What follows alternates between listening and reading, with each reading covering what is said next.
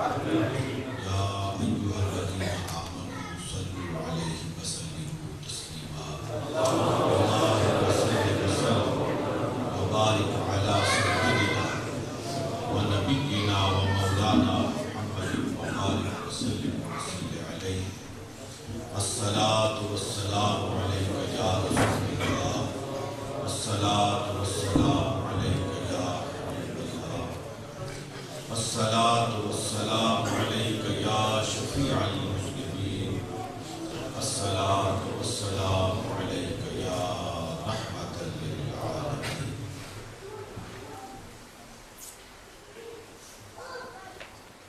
جناب محترم میزبان محترم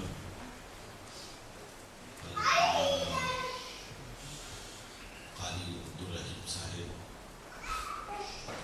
اور میرے انتہائی مشفق و مہربان لائق سخت عزت و احترام حضرت مولانا مفتی محمد منیر الزمان صاحب دامت برکاتہ العالیہ، میرے انتہائی محترم دوست علامہ قادری صاحب، حضرات علماء کرام، نعت خوانان نظام، قابل قدر سامعین کرام، میں اپنے عزیزوں حافظ امجد محمود صاحب، ارشد محمود صاحب، ماجد صاحب اور دیگر اپنے جتنے یہاں اعزاء اور اقارب قیام پذیر ہیں اور جنہوں نے آج کی اس مجلس کا اہتمام کیا ہے، سب کو دل کی گہرائیوں سے مبارکباد پیش کرتا ہوں۔ اللہ رب العالمین کی دی ہوئی توفیق سے انہوں نے اپنے بزرگوں کے اس عرس کے انعقاد کے لیے جو قابل قدر کوششیں فرمائیں، اللہ رب العالمین بالیقین اس پر اجر مرتب فرمائے اور ان کا یہ عمل روز محشر توشہ آخرت بنے گا۔ حضرات محترم، مجھے اس بات کی شدت سے احساس ہے کہ آپ غالباً نماز عصر سے یا نماز مغرب سے یہاں تشریف فرما ہے، بہت وقت گزر چکا ہے، 9:45 بجنے کو ہے۔ میں انتہائی اختصار کے ساتھ چند معلومات آپ کی خدمت میں پیش کروں گا۔ ہر چند کہ مجھ سے پہلے جن علماء کرام نے اپنے مواعظ حسنہ سے مستفیض فرمایا اور میرے عزیز محترم قادری صاحب نے جس حسن و خوبی کے ساتھ اپنے مدعا کا ابلاغ کیا ہے، اس پر چندہ کسی اضافے کی ضرورت محسوس نہیں کرتا ہوں، لیکن یہ ممکن نہیں ہوتا کہ کسی مجلس میں کوئی مولوی موجود ہو اور پھر لوگ اسے بغیر بولے جانے دیں۔ اس لیے اس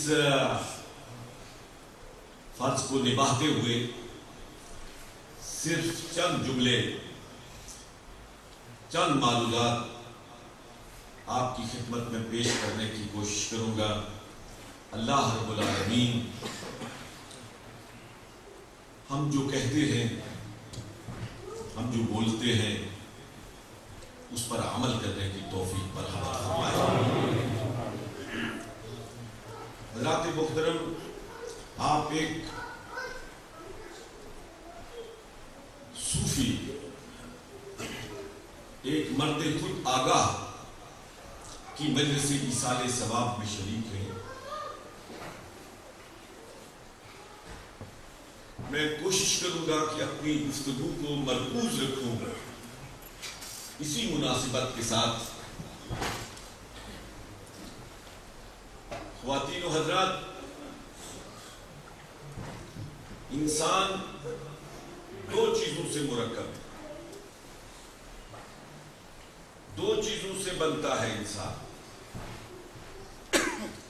ایک اس کا یہ ظاہر ہے جو ہمیں نظر آتا ہے، جو ہر ایک کو دکھائی دیتا ہے. آنکھیں ہیں، کان ہیں، ناک ہے، سر ہے، ہاتھ ہے، پاؤں ہے، یہ خال و خط ہیں. ان کو سب کو ملا کر ایک جسم تشکیل پاتا ہے. لیکن اگر اس کے اندر ایک دوسری چیز نہ ہو تو یہ جسم بیکار محض ہو جاتا ہے. یہ صرف ایک ڈھانچہ رہ جاتا ہے. اور وہ دوسری چیز روح کہلاتی ہے. جب تک وہ موجود نہ ہو انسان کا ہاتھ حرکت نہیں کرتا، وہ موجود نہ ہو آنکھ ہونے کے باوجود دیکھ نہیں سکتی،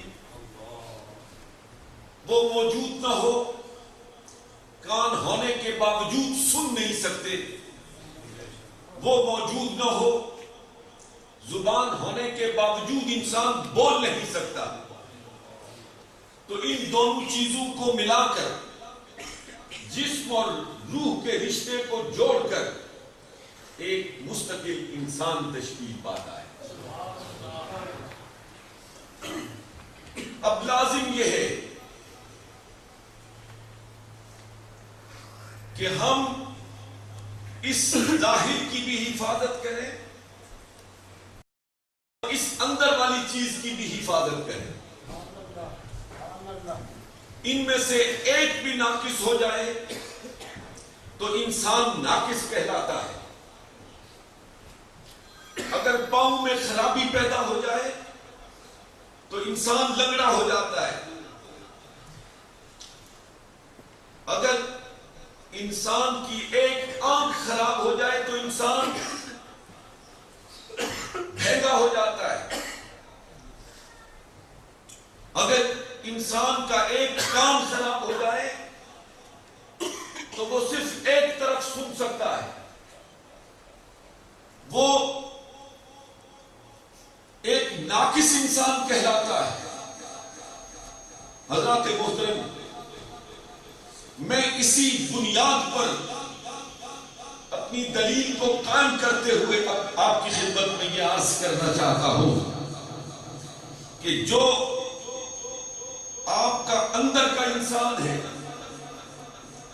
جو روح کہلاتا ہے، اگر آپ میری بات پہ توجہ دیں تو آسانی کے ساتھ سمجھ میں آ جائے گی کہ اس روح کے بھی کان ہیں، اس روح کی بھی آنکھیں ہیں، اس روح کے بھی ہاتھ ہیں، اس روح کے بھی پاؤں ہیں.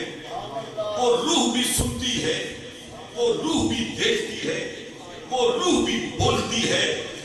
جس طرح ظاہر کے کسی ایک عضو کے معطل ہو جانے سے انسان ناقص ہو جاتا ہے، اسی طرح اس اندر کا انسان، اس اندر کی چیز جس کو آپ روح کہتے ہیں، اگر اس کا بھی کوئی عضو معطل ہو جائے تو پھر اندر کا انسان بھی ناقص ہو جاتا ہے.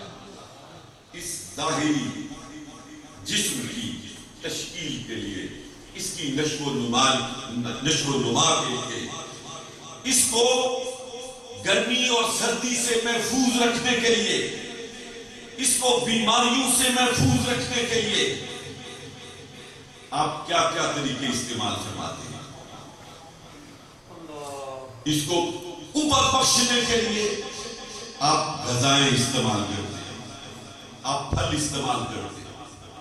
اگر یہ بیمار پڑ جائے تو آپ اس کے لیے اطباء کو تلاش کرتے ہیں، ڈاکٹروں کو تلاش کرتے ہیں. ڈاکٹر آپ کے لیے دوا تجویز کرتے ہیں، وہ مہنگی سے مہنگی دوا ہے. آپ کو بے شک سرجری کے عمل سے گزرنا پڑے لیکن ڈاکٹر کی تجویز پر عمل کرتے ہیں، اس لیے آپ کو یقین ہوتا ہے کہ اگر اس ڈاکٹر کی تجویز پر عمل نہ کیا تو یہ بیماری ہمارے لیے مہلک ہو جائے گی۔ حضرات محترم، یہ جو جسم ہے اس کا تعلق زمین سے ہے، اس جسم کا تعلق زمین سے ہے۔ انسان مٹی سے بنا ہے، اس کی خوراک کا تعلق بھی مٹی سے ہے۔ جتنی چیزیں اس کے جسم کو نشو و نما دیتی ہیں، اس کی پرورش کرتی ہیں، ان سب کا تعلق کسی نہ کسی حوالے سے زمین سے ہے۔ پانی کے چشمے ابلتے ہیں زمین سے، گندم اگتی ہے زمین سے، پھل پیدا ہوتا ہے زمین سے۔ چونکہ اس جسم کا تعلق زمین سے ہے، اس لیے اس کی خوراک کا تعلق بھی اللہ رب العالمین نے زمین سے رکھا ہے۔ اس کی نشو و نما کے لیے ہر چیز کی تخلیق وہ بھی زمین سے ہوتی ہے، لیکن جو اندر کا انسان ہے، جس کو میں نے روح کہا ہے، جس کو اللہ نے روح کہا ہے، جس کو مصطفیٰ نے روح کہا ہے صلی اللہ علیہ وسلم، اس کا تعلق زمین سے نہیں ہے، اس کا تعلق ملائے اعلیٰ سے ہے۔ یقین کیجیے حضرات محترم، جس طرح اس جسم کو بھوک لگتی ہے، اس اندر کی چیز جسے روح کہتے ہیں اسے بھی بھوک لگتی ہے۔ جس طرح اس کو پیاس لگتی ہے، اسی طرح اس کو بھی پیاس لگتی ہے۔ جس طرح اس کو بیماری لگتی ہے، بالکل اسی طرح اس کو بھی بیماری لگتی ہے۔ جس طرح اس جسم کے علاج کے لیے کسی ڈاکٹر طبیب کی ضرورت ہوتی ہے، اسی طرح اس روح کے علاج کے لیے بھی کسی ڈاکٹر اور طبیب کی ضرورت ہوتی ہے۔ جس طرح اس جسم کو گرمی اور سردی سے بچانے کے لیے آپ کو گرمی اور سردی کا لباس خریدنا پڑتا ہے، بالکل اسی طرح اس اندر کی روح کو بھی گرمی بھی لگتی ہے، سردی بھی لگتی ہے، اور اس گرمی اور سردی سے محفوظ رکھنے کے لیے اسے بھی لباس کی ضرورت ہوتی ہے۔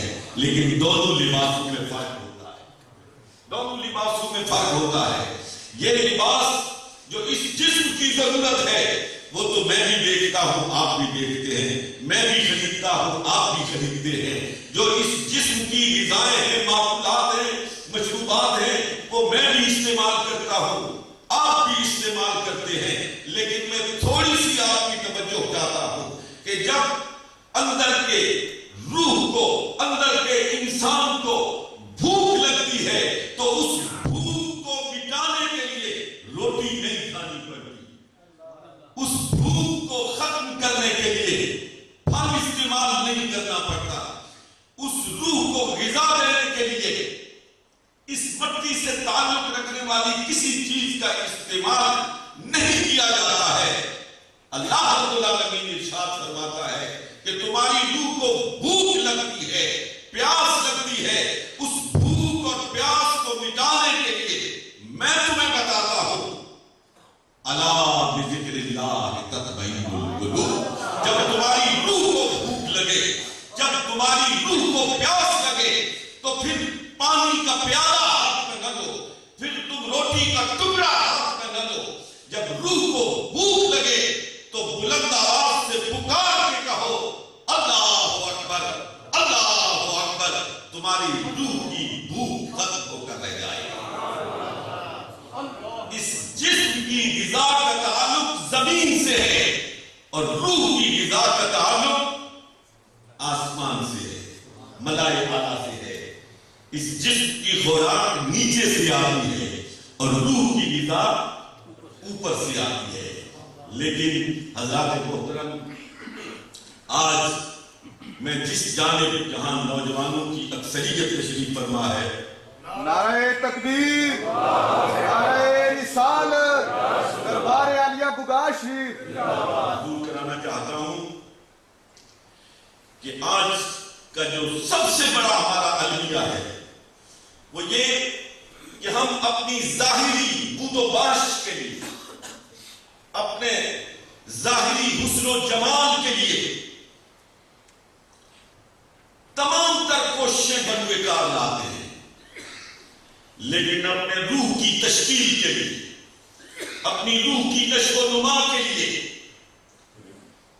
اپنی روح کو بیماریوں سے بچانے کے لیے نہ اس کی خوراک کا صحیح استعمال کرتے ہیں اور نہ ہی اس کے لیے کسی حکیم حاذق کے دروازے پر جا کر بات کرتے ہیں۔ آپ مجھے بتائیے، پڑھے لکھے نوجوان بیٹھے ہو، کہ ایک شخص جس نے MBBS بھی کیا ہو لیکن اس نے کسی ڈاکٹر کے ساتھ اپرینٹسشپ نہ کی ہو اور وہ کسی کو دوا تجویز کر دے اور اس کی تجویز کردہ دوا سے مریض ہلاک ہو جائے تو اس پر قتل کا مقدمہ بنتا ہے یا نہیں بنتا؟ بنتا ہے یا نہیں بنتا؟ حالانکہ وہ تو MBBS ہے۔ چلیے اس بات کو ایک طرف رکھیے، یہ جو میڈیکل سٹور والے لوگ ہیں یہ تو ایک ایک دوا کا نام جانتے ہیں، آپ جا کے کسی ڈاکٹر کی پرسکرپشن اس کے سامنے رکھتے ہیں، وہ ایک نظر اس پہ ڈالتا ہے اور متعلقہ خانے پہ جاتا ہے، وہاں سے دوا نکالتا ہے اور آپ کے ہاتھ میں دے دیتا ہے۔ ہر دوا کا نام اور وہ کہاں رکھی ہوئی ہے وہ سب کو معلوم ہوتا ہے، لیکن کیا اس پرسکرپشن کے بغیر وہ آپ کو دوا دیتا ہے؟ نہیں دیتا۔ اس لیے کہ میڈیکل کے اصول کے مطابق کوئی شخص جس نے میڈیکل کی تعلیم حاصل کی ہو لیکن کسی مستند ڈاکٹر کے ساتھ اس نے اپرینٹسشپ نہ کی ہو، وہ دوا تجویز کرنے کا اہل نہیں ہے، اور اگر دوا تجویز کرتا ہے اور اس کی دوا سے مریض ہلاک ہو جاتا ہے تو مریض کے لواحقین اس پر قتل کا مقدمہ دائر کر سکتے ہیں۔ میں دوسری مثال سے بات واضح کرنا چاہتا ہوں، اگر کوئی شخص وکیل ہو، اس نے LLB کی ہو لیکن کسی بڑے وکیل کے ساتھ اس نے اپرینٹسشپ نہ کی ہو، اس کے ساتھ 6 مہینے پریکٹس نہ کی ہو اور وہ کسی کو قانونی مشورہ دے اور اس کے دیے ہوئے قانونی مشورے سے اس کا جو موکل ہے وہ پھنس جائے تو وہ اس پر مقدمہ کر سکتا ہے یا نہیں کر سکتا؟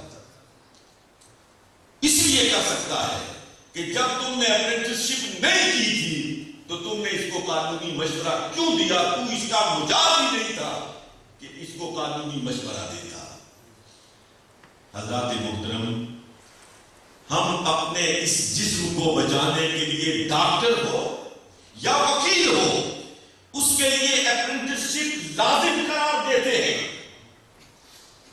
تعلیم کا حصول بنیاد، لیکن پھر اس پر پریکٹس مستداد، جب تک یہ دونوں نہ ملے آپ اسے مشورہ دینے کا بھی اہم نہیں سمجھتے ہیں۔ بالکل اسی طرح کوئی علوم دینیا کا ماہر ہو لیکن کسی صاحب فن کے سامنے زانو ادب طے کر کے کسی فقیر کے جوتے سیدھے نہ کیے ہو، وہ اس قابل نہیں ہوتا ہے کہ اندر کے مریض کی درستگی کے لیے کوئی دوا تجویز کر سکے۔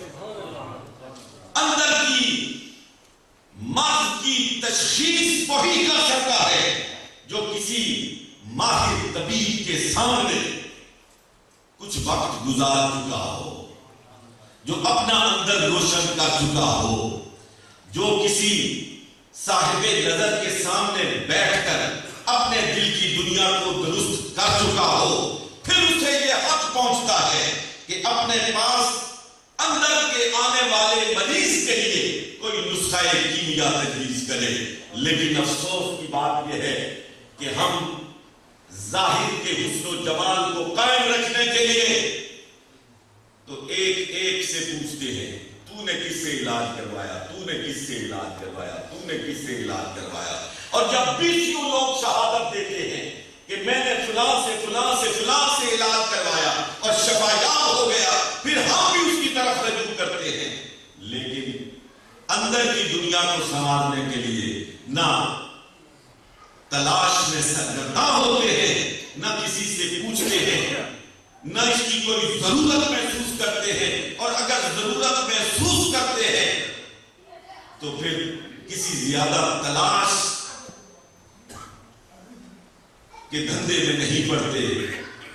چلتے چلتے راہ گزرتے گزرتے سرے راہ کوئی حکیم حاضر مل گیا ودن انورٹڈ کاماز، بس وہیں پر بیٹھ گئے. نتیجہ کیا نکلتا ہے کہ جو تھوڑی بہت جان موجود تھی وہ بھی جاتی رہی.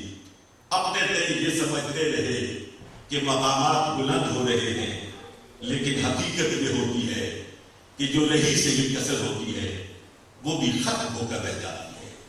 حضرات محترم، آج ضرورت ہے نوجوانوں، جس بات کی اشد ضرورت ہے، میں نے کل کیکلے میں بھی یہ بات کہی تھی، آج جس بات کی اشد ضرورت ہے وہ دل کی دنیا کو سنوارنے کی ضرورت ہے. یہ نہیں کہ یونیورسٹیوں میں مسلمان کم نظر آتے ہیں، یہ نہیں ہے کہ کالجوں میں مسلمان کم نظر آتے ہیں، کالجوں میں بھی مسلمان نظر آتے ہیں، یونیورسٹیوں میں بھی مسلمان نظر آتے ہیں، اتنی تعداد میں نہ صحیح، لیکن بہرحال اس طرف ہمارا رجوع ہے، اس طرف ہماری توجہ ہے. لیکن یقین کیجیے آج روح کی جانب، روح کی بالغی کی جانب، روح کی پرورش کی جانب، اخلاقی بیماریوں کے علاج کی طرف ہماری توجہ نہیں ہے. آج ہمارے اندر کے انسان کو بغض کھا رہا ہے، آج ہمارے اندر کے انسان کو حسد کھا رہا ہے، آج ہمارے اندر کے انسان کو نفاق کھا رہا ہے، آج ہمارے اندر کے انسان کو یہ روحانی بیماریاں دیمک کی طرح چاٹ رہی ہیں، اور ہمارے اندر کو انہوں نے بالکل کھوکھلا کر کے رکھ دیا ہے. ہمارے مسلمان معاشرے جو جنت نظیر معاشرے تھے، وہ معاشرہ جو محمد عربی صلی اللہ علیہ وسلم نے قائم کیا تھا، جس میں محبت ہی محبت تھی، جس میں پیار ہی پیار تھا، جس میں یگانگت ہی یگانگت تھی، جس میں ایک دوسرے کے ساتھ بھائی چارہ ہی بھائی چارہ تھا، آج مسلمان معاشرے ٹوٹ پھوٹ کا شکار ہو چکے ہیں. آج مسلمان معاشرے منتشر ہو چکے ہیں. آج یگانگت نہیں ہے، آج بیگانگی ہے. آج اپنائیت نہیں ہے، آج غیریت ہے. آج ایک دوسرے کے ساتھ پیار نہیں ہے، آج ایک دوسرے کے ساتھ عداوت ہی عداوت ہے.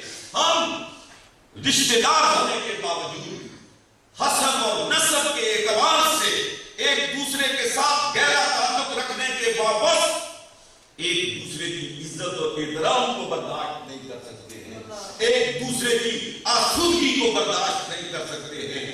میرے آقا، میرے مولا، ہم سب کے آقا و مولا حبیب کبریا جناب محمد رسول اللہ صلی اللہ علیہ وسلم نے تو اس امت کو ایک جسد واحد قرار دیا ہے.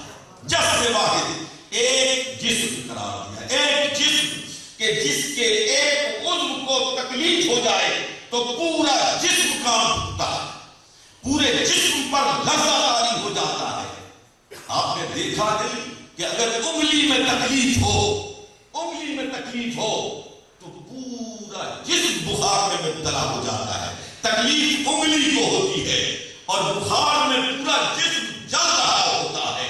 بالکل اسی طرح سید الرسل خاتم الانبیاء جناب محمد رسول اللہ صلی اللہ علیہ وسلم ارشاد فرماتے ہیں کہ مسلم معاشرہ جسد واحد کی طرح ہوتا ہے، جسد واحد کی طرح ہوتا ہے کہ ایک کو تکلیف ہوتی ہے تو پورے مسلم حاشیے کو اس کی تکلیف کا احساس ہوتا ہے. لیکن یقین کیجیے آج ایک گھر میں سے بین کی آواز آ رہی ہوتی ہے, رونے کی آواز آ رہی ہوتی ہے, تو دوسرے گھر میں شادیاں نہیں بج رہی ہوتی.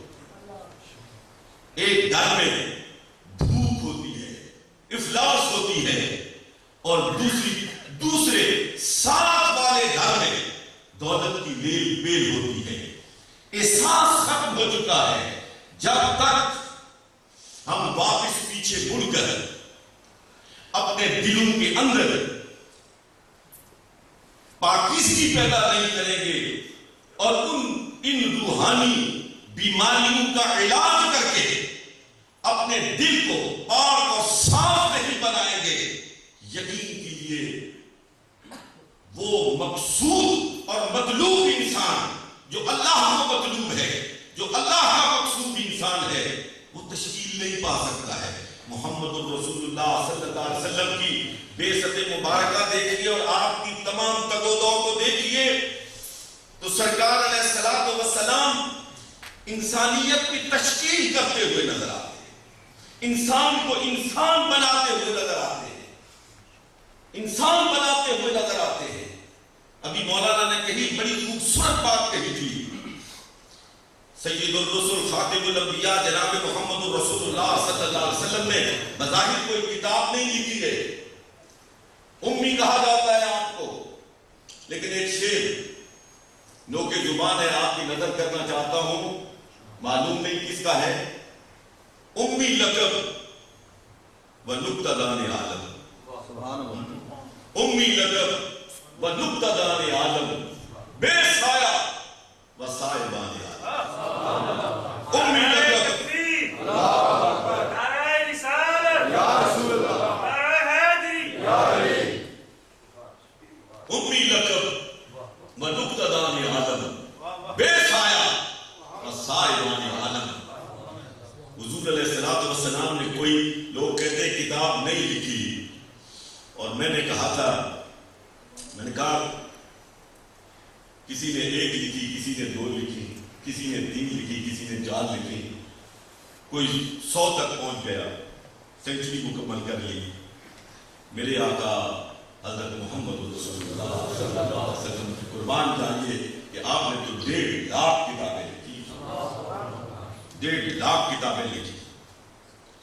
آپ پوچھیں گے وہ کون سی کتابیں ہیں, اور میں یہ جواب دیتے ہوئے قطعاً متعمل نہیں ہوں کہ آپ کی لکھی ہوئی کتاب ابو بکر ہے, آپ کی لکھی ہوئی کتاب عمر ہے, آپ کی کتاب کسی نے پڑھنی ہے تو عثمان کو پڑھے, آپ کی کتاب کسی نے پڑھنی ہے تو شیر خدا علی المرتضیٰ کو پڑھے. یہ سارے صحابہ کرام رضوان اللہ تعالیٰ علیہم اجمعین, یہ محمد رسول اللہ صلی اللہ علیہ وسلم کی لکھی ہوئی کتابیں ہیں. ان کی کتابیں زندگی کا ایک ورق کسی اور نے نہیں لکھا ہے, جناب محمد عربی صلی اللہ علیہ وسلم. حضرات محترم, دل کی بیماریوں کی طرف توجہ کیجیے, اپنے دلوں کو پاک اور صاف کرنے کی کوشش کیجیے. جن صوفیوں کے حضور خراج عقیدت پیش کرنے کے لیے آپ یہاں پہ جمع ہیں, یہ صوفیاء کرام اپنی زندگی کا لمحہ لمحہ, اپنی زندگی کا لہجہ لہجہ, اپنی زندگی کی صبح اور شامیں, ان کی خلوت کو دیکھو اور ان کی جلوت کو دیکھو, یہ اپنے پاس آنے والوں کو غیر محسوس انداز میں ان بیماریوں کا علاج کرتے ہوئے نظر آتے ہیں, ان کے اندر پیار کی جوت جگاتے ہوئے نظر آتے ہیں, ان کے اندر نیکی کی فصل کاشت کرتے ہوئے نظر آتے ہیں, ان کے اندر نیکی کی ایک ایسی خوشبو پھیلاتے ہوئے نظر آتے ہیں. میں ایک بات آپ سے کہوں, یاد رکھیے گا اسے اور اس کو آزما بھی لیجیے. جس طرح پھول کی خوشبو ہوتی ہے, جس طرح پھول کی خوشبو ہوتی ہے, یہ اس کو آزما کے دیکھیں آپ. میں نوجوانوں سے کہتا ہوں, آپ جیسے بچوں سے کہتا ہوں, جس طرح پھول کی خوشبو ہوتی ہے, گلاب کی خوشبو ہوتی ہے, چمبیلی کی خوشبو ہوتی ہے، خدا کی قسم ایسی ہی خوشبو نماز کی ہوتی ہے۔ میں کوئی مثال نہیں دے رہا ہوں کہ بالکل گلاب جیسی ہوتی ہے، گلاب کی خوشبو اس کے مقابلے میں کیا حیثیت ہے؟ تشبیہ بلا تمثیل ہے۔ ہر نیکی کی خوشبو ہوتی ہے، لیکن اس خوشبو کو سونگھنے کے لیے کوئی مشامے جان چاہیے۔ اگر ناک صاف ہونا، اگر کوئی مذموم آدمی ہو، کسی کو زکام لگا ہوا ہو اور وہ کسی جگہ جائے گا اور کہے کہ یہاں تو کوئی خوشبو نہیں ہے، تو اس کی بات تو نہیں مانی جا سکتی نا۔ وہی آدمی خوشبو کے بارے میں صحیح شہادت دے سکتا ہے کہ جس کا لدغنا صاف ہو، تو اس خوشبو کو، نیکی کی خوشبو کو سونگھنے کے لیے، نیکی کی خوشبو کو سونگھنے کے لیے اندر کا جو انسان ہے اس کا ناک صاف ہونا ضروری ہوتا ہے۔ میں آپ کو ایک بات بتاؤں، یہ مولانا قاضی صاحب بڑے ریسرچر ہیں، بہت اچھے ریسرچر ہیں ماشاءاللہ، سے پوچھئے گا کہ بعض صحابہ کرام رضوان اللہ تعالی علیہم اجمعین جب رسول اللہ صلی اللہ علیہ وسلم کی تلاش میں نکلتے تھے تو وہ کسی سے حضور کا پتہ نہیں پوچھتے تھے، وہ حضور کا پتہ نہیں پوچھتے تھے، حضور کے پسینے کی خوشبو سونگھتے ہوئے اس مقام پر پہنچ جاتے تھے جہاں محمد رسول اللہ صلی اللہ علیہ وسلم تشریف فرما۔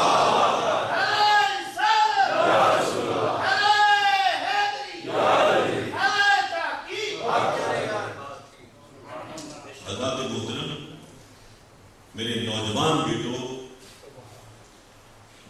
اللہ رب العالمین نے انسان کے اندر دونوں صلاحیتیں رکھی ہیں، نیکی کی صلاحیت بھی رکھی ہوئی ہے اور بدی کی صلاحیت رکھی ہوئی ہے، اور پھر انسان کو اختیار عطا فرمایا ہے کہ اب چاہو تو اس راہ کو اختیار کر لو، چاہو تو اس راہ کو اختیار کر لو، اور دونوں کا انجام بھی بتا دیا ہے کہ اس راہ پہ چلو گے تو اس کا انجام یہ ہے، اس راہ پہ چلو گے تو اس کا انجام یہ ہے۔ میں قرآن کا ایک اسلوب آپ کی خدمت میں عرض کرنا چاہتا ہوں۔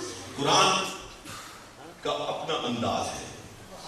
قرآن جب کسی بات کو بڑے زور دے کے کہنا چاہتا ہے اور اس کا مخاطب جس سے وہ خطاب کر رہا ہے اگر وہ مومن ہے تو قرآن مجید فرقان الحمید کسی ایسی چیز کی قسم کھاتا ہے جو مسلمانوں کو بہت مرغوب ہے، جس سے مسلمان بہت محبت کرتے ہیں، جس سے مسلمان ٹوٹ کر محبت کرتے ہیں، اور ٹوٹ کر محبت کس سے کرتے ہیں؟ مسلمان سب سے زیادہ محبت کس سے کرتے ہیں؟ اسی سے کرتے ہیں کہ جس سے محبت میں اگر کمی ہو تو ایمان مکمل ہی نہیں ہوتا ہے، اور وہ ذات ہے ذات محمد رسول اللہ صلی اللہ علیہ وسلم۔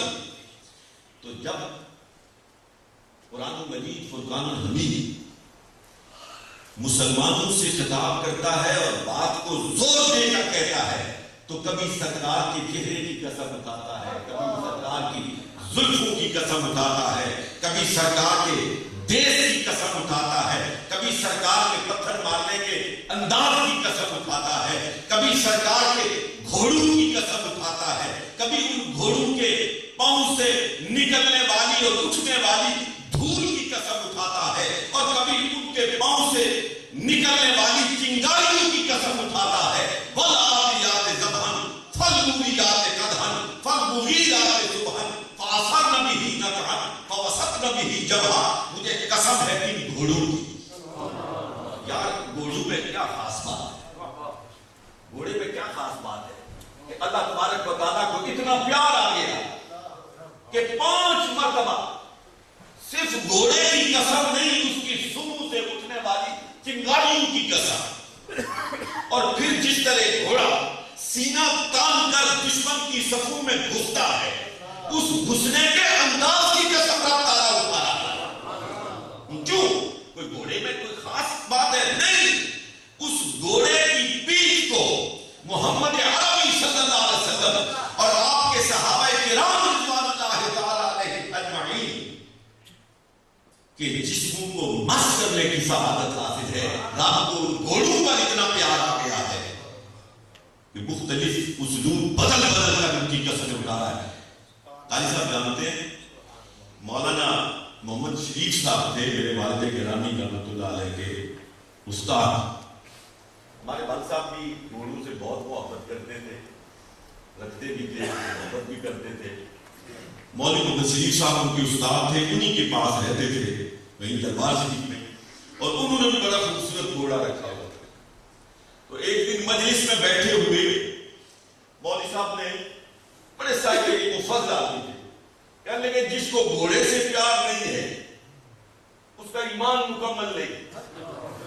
ایسے طرح میں آ کے بات کہی تو والد صاحب نے فرمایا کہ مولوی صاحب یہ کیا فتویٰ آپ نے دے دیا، یہ کیسی بات آپ نے کر دی، گھوڑے سے محبت نہیں تو ایمان مکمل نہیں۔ کہنے لگے میں پورے یقین سے کہہ رہا ہوں اور فتویٰ دے رہا ہوں اور چیلنج کرتا ہوں، اس کا کوئی جواب دے۔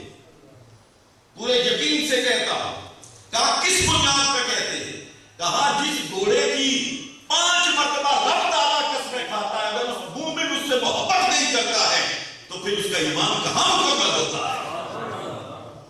تو قرآن کا یہ اسلوب ہے کہ جب وہ مسلمانوں سے، محمد رسول اللہ کے غلاموں سے خطاب کرتا ہے تو پھر سرکار کی قسمیں، سرکار کے دیش کی قسمیں، سرکار کے گھوڑوں کی قسمیں۔ لیکن جب وہ غیر مسلموں سے اور نوع انسانی سے خطاب کرتا ہے تو پھر وہ ایسی بدیہیات کی قسمیں اٹھاتا ہے، ایسے مسلمات کی قسمیں اٹھاتا ہے جس کا انکار نہ اپنے کر سکے نہ پرائے کر سکے، جس کا انکار نہ مومن کر سکے نہ غیر مومن کر سکے، جس کا اقرار نہ مسلمان کر سکے نہ کافر کر سکے۔ قرآن نے کہا بسم اللہ الرحمن الرحیم والشمس وضحاها والقمر اذا تلاها والنهار اذا جلاها والليل اذا يغشاها والسماء وما بناها والارض وما طحاها ونفس وما سواها فألهمها فجورها وتقواها قد افلح من زكاها وقد خاب من دساها۔ ایک ایسی حقیقت کبریٰ کا بیان اللہ رب العالمین ارشاد فرما رہا ہے جس کا انکار کوئی نہیں کر سکتا۔ اس لیے قسمیں بھی وہ اٹھا رہا ہے کہ مسلمان نہیں، غیر مسلم بھی ان کا انکار نہیں کر سکتے۔ سورج کے چمکنے کا انکار کون کر سکتا ہے؟ کوئی نہیں کر سکتا۔ رات کے چھا جانے کا انکار کون کر سکتا ہے؟ کوئی نہیں کر سکتا۔ آسمان کے چھت بنائے جانے کا انکار کون کر سکتا ہے؟ کوئی نہیں کر سکتا۔ زمین کے فرش بچھائے جانے کا انکار کون کر سکتا ہے؟ کوئی نہیں کر سکتا۔ اور پھر انسان کی تخلیق کا انکار کون کر سکتا ہے؟ انسان پیدا ہوتا ہے، اس کی تصویر کا، کہ اس کا نام نقشہ اللہ رب العالمین ماں کے پیٹ میں تیار کرتا ہے، اس کا انکار کون کر سکتا ہے؟ کوئی نہیں کر سکتا۔ فرمایا ان چیزوں کا انکار نہیں کر سکتے ہو نا، سورج کے چمکنے کا انکار نہیں کر سکتے، رات کی تاریکی کا انکار نہیں کر سکتے، انسان کی تخلیق اور تصویر کا انکار نہیں کر سکتے، آسمان کے چھت بنائے جانے کا انکار نہیں کر سکتے، زمین کے فرش بنائے جانے کا انکار نہیں کر سکتے۔ تو اس بات کو بھی مان لو کہ فَأَلْهَمَهَا فُجُورَهَا وَتَقْوَاهَا، کہ میں نے تمہارے اندر تقویٰ بھی رکھ دیا ہے اور فسق و فجور بھی رکھ دیا ہے۔ لیکن سنو، قَدْ أَفْلَحَ مَنْ زَكَّاهَا وَقَدْ خَابَ مَنْ دَسَّاهَا۔ کامیاب وہ ہوتا ہے جو اپنے نفس کو پاک کر لیتا ہے، اس کا تزکیہ کر لیتا ہے، اس کا تصفیہ کر لیتا ہے، اور اس کا تزکیہ اور تصفیہ روٹی کھانے سے نہیں ہوتا ہے، اس کا تزکیہ اور تصفیہ مشروبات اور معقولات سے نہیں ہوتا ہے، اس کا تزکیہ اور تصفیہ اعمال صالحہ سے ہوتا ہے، اعمال صالحہ سے ہوتا ہے۔ ما آتاکم الرسول فخذوہ وما نہاکم عنہ فانتہوا، جو رسول نے دیا اسے لے لو، اور جس سے رسول نے لو۔ اچھا نوجوانوں، زیادہ ٹائم تو نہیں ہو گیا، میں ابھی بس نعرہ تکبیر، نعرہ رسالت،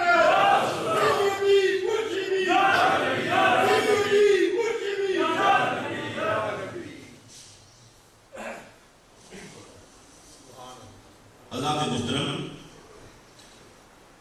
دوسرے مقام پر رب تعالیٰ نے ارشاد فرمایا وَهَدَيْنَاهُ النَّجْدَيْنِ، میں نے دونوں راستے تمہیں دکھا دیے، جنت کا راستہ بھی دکھا دیا ہے اور جہنم کا راستہ بھی دکھا دیا ہے۔ اب تمہارے اختیار میں ہے جنت کا راستہ لے لو، تمہارے اختیار میں ہے جہنم کا راستہ اختیار کرو۔ دونوں راستوں میں سے جس راستے کو چاہتے ہو اختیار کر لو۔ حضرات محترم، اس انسانی تاریخ میں عجیب و غریب واقعات گزرے ہیں، اور انہی عجیب و غریب واقعات کو دیکھ کر فرشتوں نے احتجاج کیا تھا کہ اس انسان کو رب کریم تو اپنا نائب بنا کر بھیج رہا، اپنا خلیفہ بنا کے بھیج رہا۔ وَيَسْفِكُ الدِّمَاءَ وَنَحْنُ نُسَبِّحُ بِحَمْدِكَ وَنُقَدِّسُ لَكَ، یہ تو جا کے فساد مچائے گا، اور ہم وہ لوگ ہیں جو تیری تقدیس بیان کرتے ہیں، جو تیری تحمید بیان کرتے ہیں، جو تیری تمجید بیان کرتے ہیں۔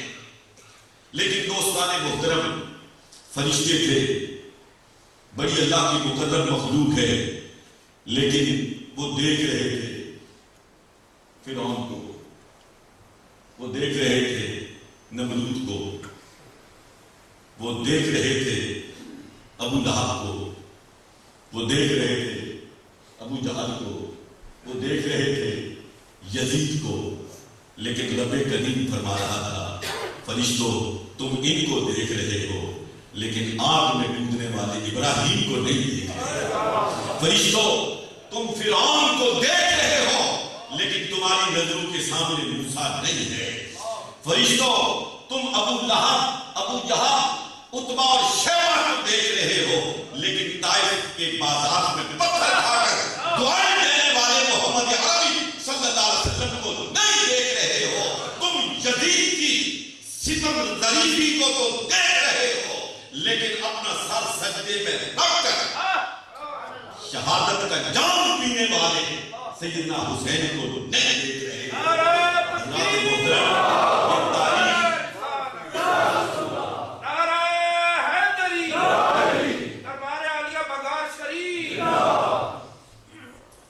میرے نوجوان بچوں، میرے انتہائی قابل احترام خواتین و حضرات، میں آپ کی خدمت میں عرض یہ کرنا چاہتا ہوں کہ یہ جو دنیا میں ہمیں وقت ملا ہے، اس وقت کو اللہ کا عطیہ سمجھنا چاہیے۔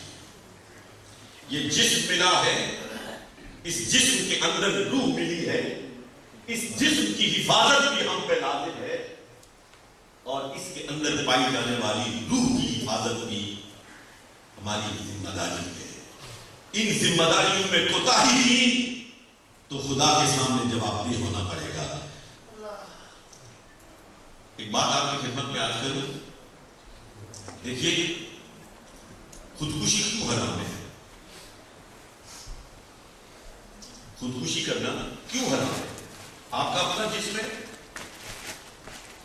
آپ چاہیں تو اسے کہنا کہ چاہے تو گلا کاٹ لیں، مار دے اپنے آپ کو۔ آپ نے اپنے آپ کو مارا ہے، کسی کو کوئی تکلیف نہیں پہنچائی ہے، لیکن اللہ کہتا ہے اگر تم نے خودکشی کی تو حرام موت پڑے۔ خودکشی کرنا حرام ہے، کیوں؟ کہا کہ یہ جسم تو تمہارا اپنا ہے، یہ تو ہماری ملکیت ہے، رب کی ملکیت ہے۔ اگر تم اس پر کوئی ناجائز تصرف کرتے ہو تو پھر تمہیں سزا بھگتنی پڑے گی۔ یہاں تو تمہیں کوئی سزا نہیں دے گا، لیکن جس کا یہ جسم ہے جب اس کی بارگاہ میں پہنچو گے تو پھر تمہیں ضرور سزا ملے گی اور وہ سزا تم پاؤ گے۔ اسی طرح حضرات محترم، یہ روح یہ بھی اپنی نہیں ہے، یہ بھی امر نبی ہے، یہ بھی اسی کا دیا ہوا ہے، اس کی حفاظت بھی ہم پہ لازم ہے۔ اس کو بھی تباہی و بربادی سے بچانا ہے، اور اس کو تباہی اور بربادی سے بچانے والی چیز نوجوانوں غور سے سنو، میں نہیں کہتا خالق کائنات کہتا ہے ان الصلاۃ تنہا عن الفحشاء والمنکر، فواحش سے اور منکرات سے جو روح کی بیماری ہے اس سے بچانے والی چیز نماز ہے، نماز ہے۔ نمازوں کے پابند ہو جاؤ، 5 وقتہ نمازیں پڑھو، تمہارا روح تر و تازہ رہے گا۔ مجھے بتاؤ جو شخص 5 مرتبہ کسی عام دنیا دار کے سامنے اپنے اعمال کے لیے جواب دہ ہوتا ہو، وہ کبھی غلطی کا ارتکاب کر سکتا ہے؟ نہیں کرتا ہے۔ لیکن اس حاکم مطلق کے سامنے 5 مرتبہ جانے والا جو اس عقیدے کے ساتھ جاتا ہے کہ وہ صرف میرے ظاہر کو نہیں دیکھتا ہے، میرے باطن میں چھپے ہوئے وسوسوں سے بھی باقی کو آگاہ ہے، وہ کیسے برائی کا ارتکاب کر سکتا ہے؟ کبھی نہیں کر سکتا ہے۔ اس لیے آؤ آج ایک صوفی باکمال کے عرس کی تقریب میں شریک ہو، اس وعدے کے ساتھ یہاں سے اٹھو کہ ہم مقدور پر کوشش کریں گے اپنی طرف سے۔ نماز قضا ہونا ہو جاتی ہے، ہم انسان ہیں، قضا ہو جاتی ہے، لیکن قضا کی پھر ادا کی جاتی ہے۔ روزہ ٹوٹ جاتا ہے لیکن اس کا کفارہ بھی ہے، اس کا فدیہ بھی ہے، اس کی دوبارہ ادائیگی بھی ہے۔ یقین کیجیے پیسے جمع کرنے سے انسان کو وہ لطف نہیں آتا ہے جو حلال راہ پر پیسے خرچ کرنے سے انسان کو لطف اور مزہ آتا ہے۔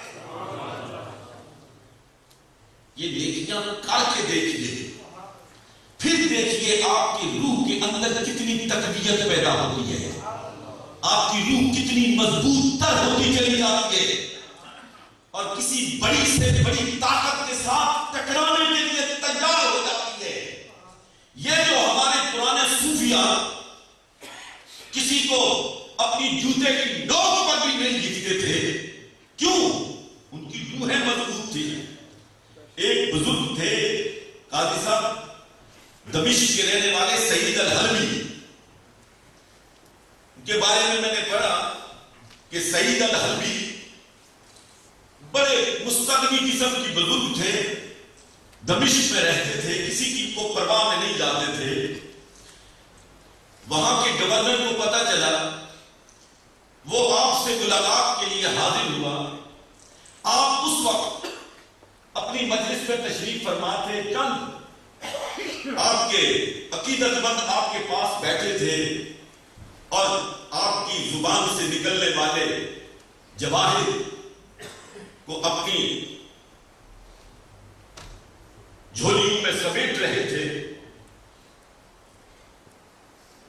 وہ آیا، اس نے السلام علیکم کہا کہ اس وقت بے تکلفانہ انداز میں اپنے پاؤں دراز کر کے لمبے کر کے تشریف فرما تھے۔ نے کہا وعلیکم السلام، تشریف رکھو، بیٹھ گئے۔ لیکن آپ جس طرح بیٹھے تھے ویسے ہی بیٹھے رہے۔ دعا سلام ہو گئی، اس نے کہا عجیب آدمی، اس نے میرے آنے کا نوٹس ہی نہیں دیا ہے، میں تو اس علاقے کا گورنر ہوں، کو اور زیادہ متاثر ہو گیا۔ جب جانے لگا تو اس نے ایک اشرفیوں کی تھیلی نذرانے کے طور پر پیش کی۔ آپ نے فرمایا مجھے اس کی ضرورت نہیں ہے، ضرورت مندوں میں تقسیم کر دو۔ نے کہا حضور آپ قبول فرما لیں۔ آپ نے انکار کیا، اس نے پھر اصرار کیا، تو آپ نے جو جواب دیا وہ بلے باندھنے کے لائے۔ آپ نے ارشاد فرمایا زیادہ زور نہ لگا، اس لیے کہ جو پاؤں پھیلانا جانتا ہے نا وہ پھر ہاتھ نہیں پھیلایا کرتا ہے، جو پاؤں پھیلانا جانتا ہے وہ پھر ہاتھ نہیں پھیلایا کرتا ہے۔ یہ عجیب لوگ ہوتے ہیں، ان کا اللہ کے ساتھ پھر ایک ایسا رشتہ اور تعلق قائم ہو جاتا ہے کہ اس رشتے اور تعلق کا احاطہ الفاظ کر ہی نہیں سکتے۔ ایک مزیدار واقعہ آپ کو سنانا چاہتا ہوں، ابھی میرے ذہن میں آیا، شاید پہلے بھی کئی دفعہ مجلس میں سنایا ہوگا۔ ایک بزرگ تھے درویش سے، وہ سردیوں کے موسم میں حضرت مفتی صاحب گھر سے باہر بیٹھے ہوئے آگ تاپ رہے تھے۔ دو بیوی میاں وہاں پہ سفر تھے، وہاں سے گزر رہے تھے، بیوی کے پاؤں میں لکڑی کی ٹھوکر لگی اور لکڑی اچھلی اور اس عورت کے سر پہ لگی اور وہاں سے خون نکل آیا، خون نکل آیا۔ اس کے خاوند کو غصہ آیا، اس نے وہی لکڑی اٹھائی اور اس درویش کے سر پہ گر ماری، اس کے سر سے بھی خون کا فوارہ بہہ نکلا۔ گھر چلے گئے، اندر جا کے بیٹھے، آپس میں گپ شپ میں مصروف تھے کہ اوپر سے مکان کا ایک شیطین ٹوٹا اور اس شخص کے سر پر وہیں آ کے لگا جہاں اس نے اس درویش کو مارا تھا۔ بیوی سمجھدار تھی، اس نے کہا ظالم تو نے اس کے ساتھ بڑی جاتی کی، میں تو اپنی غلطی سے ٹھوکر کھائی میں نے اور مجھے چوٹ آئی، تو نے بلا وجہ اس درویش کا سر پھاڑ مارا۔ اللہ ناراض ہو گیا ہے، اس سے بیشتر کہ کوئی اور عذاب نازل ہو جائے، چلو اس سے چل کے معافی مانگتے ہیں۔ دونوں اس کے پاس چلے گئے، دیکھا تو وہ بیٹھا ہوا آگ تاپ رہا ہے، پیچھے بیٹھ کے کہنے لگے حضرت جی معاف کر دے، حضرت جی معاف کر دے۔ وہ پیچھے مڑ کے دیکھتا ہی نہیں، جب بہت زیادہ اصرار کیا تو پیچھے مڑ کے کہنے لگا کہ مسئلہ کیا ہے، کیا مسئلہ ہے؟ انہوں نے کہا حضرت کل آئے تھے تو اس طرح کا واقعہ پیش آیا تھا۔ اس نے کہا کہ اچھا وہ تم جس نے میرے ساتھ میں لاٹھی ماری تھی؟ نے کہا ہاں میں ہوں، غلطی ہو گئی۔ اس درویش نے کہا یقین کرو تم بددعا کی بات کرتے ہو، میں نے تو سوچا بھی نہیں کہ مجھے کس نے مارا ہے۔ میں نے کہا میرے مولا نے کسی کو بھیجا ہے وہ مجھے مار کے چلا گیا، میں تو اسے مولا کا لکھا سمجھا اور میں نے تو اس میں کوئی احتجاج نہیں کیا، کوئی بددعا نہیں کی، تو تم کس غلط فہمی میں ہو کہ میں نے کوئی بددعا کی ہے؟ وہ ہاتھ جوڑ کے بیٹھ کے کہنے لگا حضور اب جانے دیں، معاف کر دیں، غلطی ہو گئی ہے۔ جب بہت زیادہ اصرار کیا تو جو اس درویش نے جواب دیا وہ پلے باندھنے کے آئے۔ اس نے کہا مجھے یہ بتاؤ کہ کل جب تیری بیوی کو ٹھوکر لگی تھی اور اس کے سر پہ چوٹ آئی تھی، اس نے تجھے کہا تھا کہ اس کو مارو؟ اس نے تجھ سے تقاضا کیا تھا کہ اس کو مارو؟ اس نے کہا نہیں۔ انہوں نے اس بزرگ نے کہا تیرا اس کے ساتھ ایک تعلق خاطر ہے، محبت کا تعلق ہے، اس کو چوٹ لگی تجھ سے برداشت نہ ہوا اور اس کے تقاضے کے بغیر تو نے وہ لاٹھی اٹھا کے میرا سر پھاڑ مارا۔ یار ہم بھی تو کسی کو اچھے لگتے ہیں، اسے کہنے کی ضرورت نہیں پڑتی ہے، وہ خود ہمارے بدلے لے لیا کرتا ہے۔ یہ اللہ کی مرضی پہ قربان ہو۔ یہ آپ میں سے کسی نے گجرات شہر دیکھا؟ پاکستان جایا کرو جائے، پاکستان آپ کا اپنا ملک ہے، اپنا وطن عزیز ہے، پاکستان کے ساتھ رشتہ جوڑو، پاکستان کے ساتھ تعلق قائم کرو میرے بچوں۔ آپ میں سے جو آئے میرے مہمان بن گئے، میں آپ کا میزبان ہوں گا، ضرور تشریف لائیں پاکستان جایا کریں، یہ آپ کا وطن ہے، اپنے وطن کی مٹی سے محبت کرنے جائیں۔ جو اپنے وطن کی مٹی سے محبت نہیں کرتا وہ نارمل انسان نہیں ہوتا ہے۔ گجرات شہر میں ایک بزرگ کا مزار ہے، حضرت شاہ دولہ رحمۃ اللہ تعالیٰ ماشاءاللہ۔ ایک دفعہ دریائے جہلم نے اپنا رخ تبدیل کر دیا، دریائے جہلم نے اپنا رخ تبدیل کیا اور وہ گجرات شہر کی طرف مڑ گئے اور گمان یہ ہونے لگا کہ اگر یہ دریا اسی سمت چلتا رہا تو پورا گجرات شہر بہہ جائے گا، زیر آب آ جائے گا، پانی کی نظر ہو جائے گا۔ تو شہر کے بڑے بڑے لوگ حضرت شاہ دولہ رحمۃ اللہ علیہ کی خدمت میں پہنچ گئے اور عرض کیا حضور کوئی مہربانی فرمائیں، کوئی دعا فرمائیں، یہ پانی نے شہر کا رخ کر دیا ہے اور اگر اسی طرح آگے بڑھتا رہا تو یہ پورے شہر کو بہا کر لے جائے گا۔ آپ نے فرمایا اچھا یہ صورت ہے تو پھر کل صبح نماز فجر کے بعد جس کے گھر میں جو بھی اوزار ہے، گہتی بیلچا، سب جانتے ہیں گہتی بیلچا، یہ لے کے دریا کے کنارے پہ پہنچ جاؤ، میں بھی صبح ادھر پہنچ جاؤں.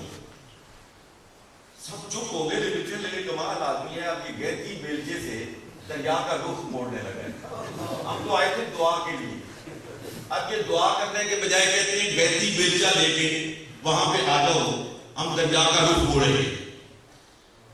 لیکن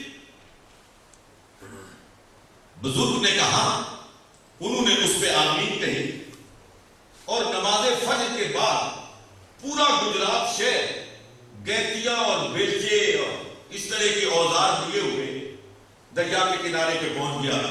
آپ نماز سے فارغ ہونے کے بعد وہاں پہ پہنچے. اب ذرا اس منظر کو تصور میں لاؤ.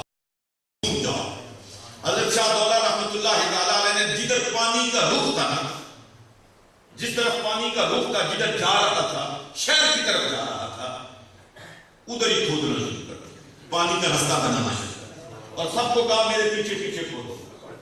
اور کہنا کیا شروع کیا کہ جدھر مولا ادھر دولت، جو مولا کی مرضی وہ دولا کی مرضی، جدھر مولا ادھر دولا.